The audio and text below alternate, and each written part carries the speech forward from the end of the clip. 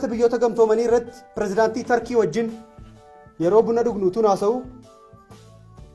maqaa biyya koonnaa jedheen maqaa biyya biraa waam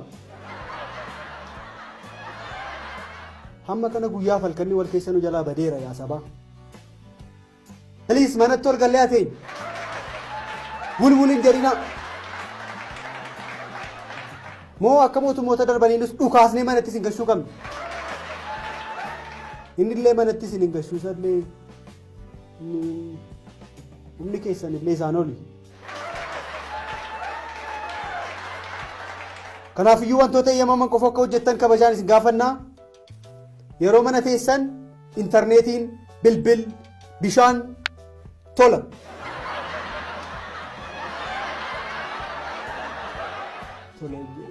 dhiifama mataan naanneera isiniin jedheera